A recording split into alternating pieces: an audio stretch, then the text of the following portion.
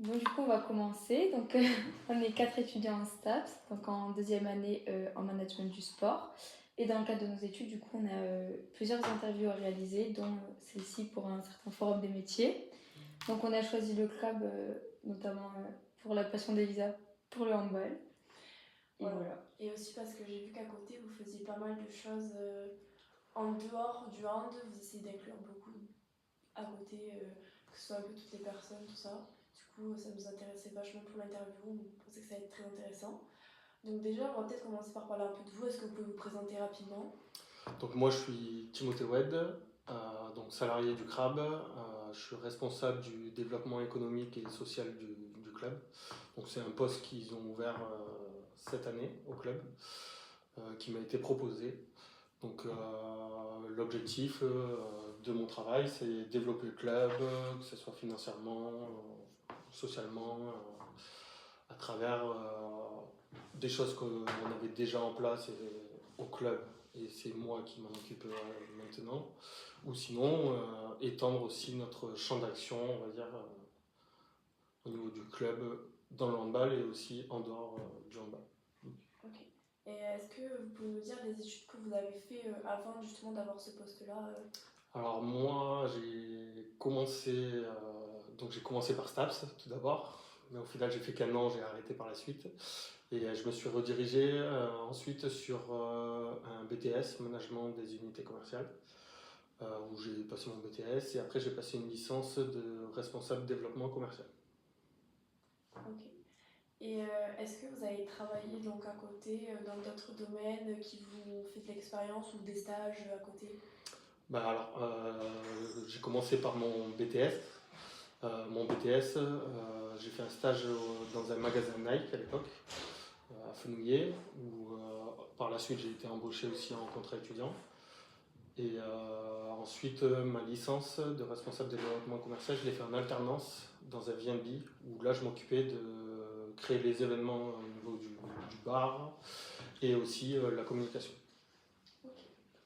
D'accord. Alors on va passer plus un aspect général, notamment par rapport au CRAB en lui-même, à la structure, au club. Oui. On aimerait savoir combien de licenciés et d'équipes vous comptez au sein du CRAB. Donc on est un peu plus de 600 licenciés au club. Donc ouais, on est le 12e club de France avec le plus de licenciés. Et ensuite, on a environ 30 équipes, 60% masculin, 40% féminin. Ok. Et à quel niveau évoluez-vous, que ce soit chez les jeunes et chez les seniors? Chez les jeunes, on est à peu près à tous les meilleurs niveaux, que ce soit départemental ou régional, en fonction des catégories. Et après, au niveau des seniors, on est chez les garçons national 3 et chez les filles national 3 aussi. D'accord, d'accord. Bon. Enfin, pour ce club, quelles sont les valeurs qu'il cherche à défendre, les causes aussi Alors nous, qui peuvent être extra sportives aussi. Alors nous, on fonctionne beaucoup sur le handicap, notamment le handsourd, où on essaye de mettre beaucoup en avant ceci. C'est-à-dire que nous, on accueille déjà des personnes en situation de surdité au club, qui évoluent avec nos équipes euh, classiques. Et ensuite, du coup, pour mettre aussi un peu plus en avant ça, on a accueilli l'année dernière déjà l'équipe de France handsourd, qui a fait un match contre l'équipe une garçon senior, un match de gala entre guillemets. Cette année, on a aussi accueilli le premier regroupement de handsourds féminin, qui regroupe des filles de la France entière. C'était la première fois qu'elles faisaient ça. Et donc c'est nous qui les avons accueillis pour la première fois, donc dans nos gymnases. Et ensuite, après, on fait plein de choses aussi pour le handsourd, c'est-à-dire aussi sur le langage des signes. Langage des signes par rapport au... Toutes les semaines, nous, on met tous les lundis une story qui apprend le langage des signes. Quelques langages des signes. Chaque lundi, il y a quelques signes pour apprendre. Que ce soit dans le handball, la majorité c'est ça. Sinon, ça peut être aussi des éléments de langage de la vie courante, simple, pour mettre un peu plus en avant, et que les gens du club, comme on accueille des personnes qui sont sourdes, Qu'ils puissent apprendre certaines choses pour être en communication avec eux par la suite. Et qu'est-ce qui vous a poussé surtout à faire surtout des actions pour les sourds du coup En fait, c'est plutôt c'est l'accueil déjà dans un premier temps de personnes au club qui étaient atteintes de surdité. Donc, au fur et à mesure des choses, on s'est dit comment faire pour les accueillir au mieux, les mettre perdu le mot. Comment les intégrer au mieux, tout à fait. Les intégrer au mieux et qu'ils ne soient pas aussi uniquement de leur côté et qu'ils communiquent uniquement entre eux. Oui, bien sûr. Et du coup, ils ont une équipe, oui, il y a une équipe handi. Alors dans le club, non. Ils sont vraiment intégrés avec nos équipes. Okay, ouais. Par contre, eux, la plupart, parce qu'il y a une association de Toulouse, de sourds, qui ont leur propre équipe là, de handsourds. Et après, ils font les championnats de France, je crois que c'était il y a 2 ans, cette équipe notamment, et championne de France de handsourds. Donc après, il y a d'autres actions qu'on met en avant, c'est-à-dire qu'on fait des sensibilisations aussi pendant les stages. On a 3 stages qu'on organise dans le club pour les gamins, donc stage d'été, à Pâques et après à la Toussaint aussi. Et on fait de la sensibilisation auprès des jeunes pendant ces stages sur le langage des signes. Et ensuite, on a aussi des interventions dans quelques écoles, des communes de notre club, où on fait aussi de la sensibilisation auprès d'eux. Okay. D'accord. Du coup, maintenant, je vais plus me fixer sur votre métier en principal. Et du coup, quelles sont les principales missions que vous exécutez au sein du club? Du coup, en quoi consiste votre poste? Et pourquoi, surtout, ils l'ont créé cette année-là? De quoi ils avaient besoin? Le besoin premier, on va dire, ça va être côté économique, donc le besoin financier. Donc c'était un objectif, c'était le président du CRAB qui voulait développer un peu plus, qui avait besoin un peu plus d'argent. Donc nous on se connaissait parce que moi je suis joueur avant tout de handball au CRAB depuis 2016. Et donc après à travers des discussions, on est venu à créer ce poste, et enfin un président à vouloir créer ce poste et a finalement embauché moi. Mais du coup c'est développer tout ce qui est partenariat, mécène, aller chercher des subventions aussi. Donc c'est vraiment ce côté-là. Après développer le club un peu plus. En plus de chercher des partenaires, des mécènes, c'est créer des événements aussi qui peuvent faire rentrer de l'argent au club. Donc on a plusieurs événements qu'on va créer, enfin qu'on est en train de créer, qui n'ont pas encore eu lieu. Notamment on va faire un don du sang. Où là par exemple on a un gros partenaire qui le moyen financier arrive d'eux, et du coup c'est en partenariat avec AXA Catala qui nous accompagne là-dessus. Et donc après avec l'établissement français du sang qui nous accompagne, mais du coup une action un peu sociale au niveau de la santé aussi, citoyenne, qu'on met aussi en avant. Donc il y a ça. Après on va organiser une course de 10 km. Donc pareil, donc là c'est des événements que je crée, que nous on n'avait jamais mis en place, donc qui sont un peu aussi en dehors, comme je vous disais tout à l'heure, de l'activité handball. Oui, c'est ça. Voilà. Donc voilà. Oui, c'est ça, attirer des partenaires. C'est ça, après regarder s'il y a des appels à projets aussi. Souvent les appels à projets c'est par rapport soit sur le sport santé, soit sur des situations de handicap. Donc ça je mets souvent tout ce qu'on fait, mets en avant aussi tout ce qu'on fait pour le handsourd. Ensuite donc voilà. Et du coup, qu'est-ce qui vous a attiré donc, pour postuler à ce poste, même si vous connaissiez? Alors, j'ai pas vraiment postulé. Du coup, c'est le président qui a eu l'idée déjà de créer un poste au niveau du club. Et donc, du coup, après, je sais qu'il en a parlé à quelques personnes du club, notamment le CA, quoi, conseil d'administration, pour la création de ce poste. Il cherchait quelqu'un. Vu qu'on se connaissait, il m'en a parlé. J'ai passé quand même des entretiens, enfin qui étaient plus des échanges parce qu'on se connaissait, mais sur ce que j'avais fait avant, mes études, enfin une sorte d'entretien plutôt classique, mais aussi avec les idées que je pourrais avoir, les idées que le président avait aussi sur ce qu'il voulait, ce qu'il recherchait. Et donc on a eu 2 longs échanges, je pense, de 3 heures à chaque fois. Et donc du coup ça s'est ouvert un peu comme ça, le poste, où du coup à la fin on s'est mis tous les deux d'accord. Bien entendu, en plus que nous on se mette d'accord, il fallait que le CA le valide aussi à la fin. Mais ça s'est fait un peu comme ça. Et du coup, c'était les missions que tu pouvais apporter au club, que vous pouviez apporter au club qui vous a intéressé du coup pour. C'était ça aussi, c'était les missions qui m'intéressaient, c'était le fait de travailler mine de rien et développer le club pour lequel je suis joueur, on va dire depuis 9 ans, un truc comme ça. Puis de base, moi je suis arrivé pour jouer en National 3. Et au final, je suis vraiment resté dans ce club-là parce que j'ai retrouvé quand même un esprit un peu de famille dans ce club-là, de cohésion, de solidarité. Et donc vraiment, c'est un club auquel je me suis énormément attaché au fur et à mesure des années.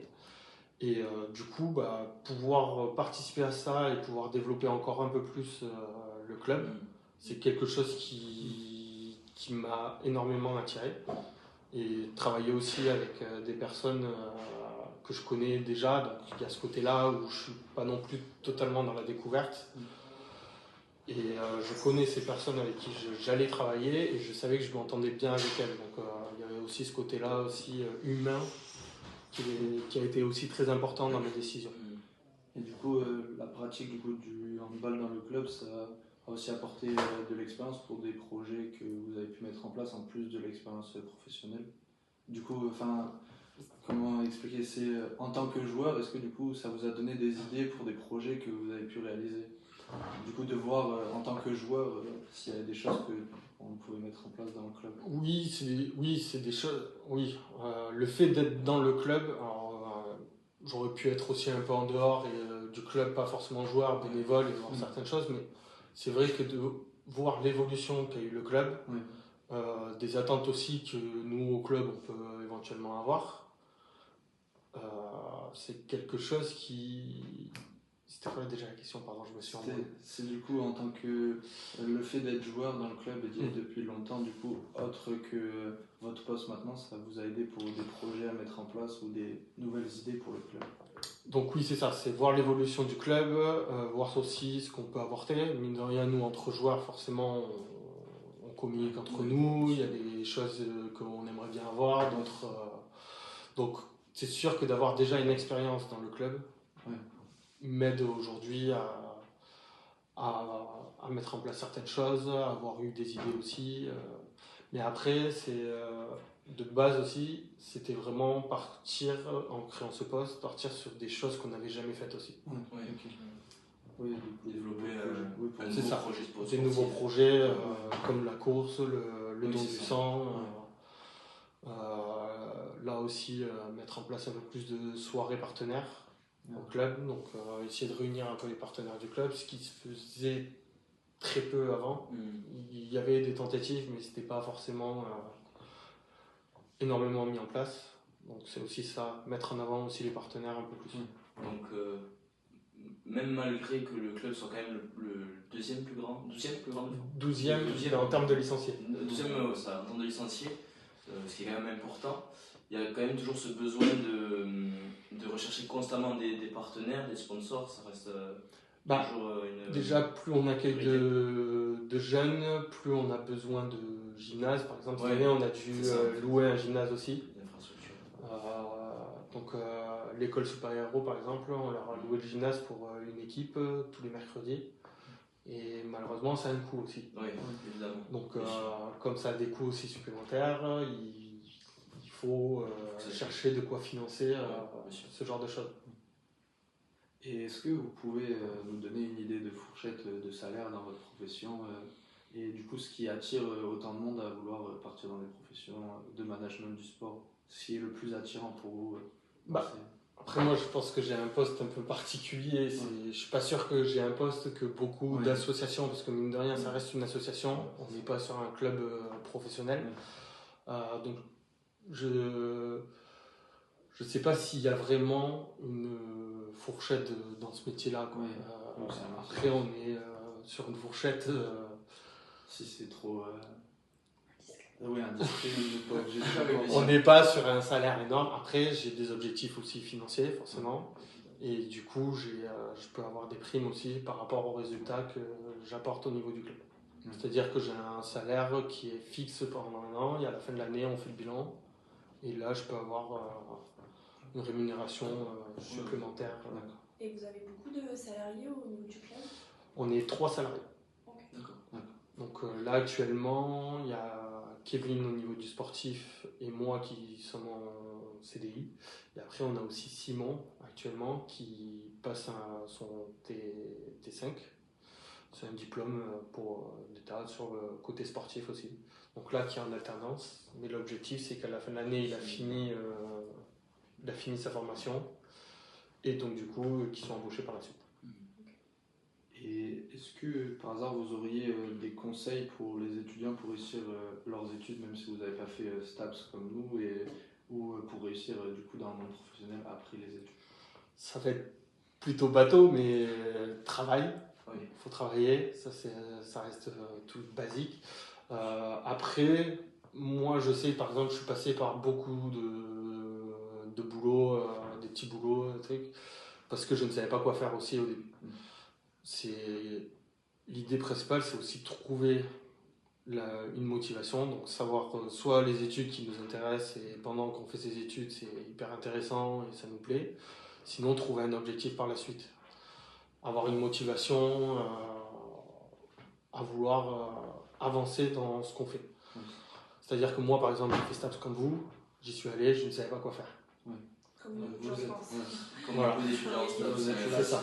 Moi, j'aimais le sport, voilà, je ne savais pas quoi faire de ma vie. Je suis arrivé, ma première année a été coupée assez rapidement, on va dire. Je ne suis pas trop forcément allé en cours, mais parce que je n'avais aucune motivation. Donc, après, c'est beaucoup de questionnements sur soi, discuter avec certaines personnes aussi. Pour les étudiants, mine de rien, on nous demande de trouver un travail qu'on veut faire très tôt. Donc après, c'est vrai qu'on si ça doit passer par plusieurs études, plusieurs réflexions, plusieurs boulots, faut y passer, il faut se poser des questions, faut pas se dire je trouverai pas ou se lancer dans un truc. Essayer de trouver au maximum quelque chose qui nous plaît. Après, c'est pas facile. Malheureusement, tout le monde ne trouve pas, mais essayer de trouver une motivation. Ok. Franchement, c'est la première fois, je crois, dans les interviews que j'ai fait que j'entends ça comme conseiller. Je crois que c'est le meilleur que j'ai entendu. Essayer de trouver quelque chose pour avancer. Je trouve super. Est-ce que vous avez quelque chose à rajouter qu'on n'aurait pas forcément pensé à aborder ou vous-même peut-être des choses à dire en plus ?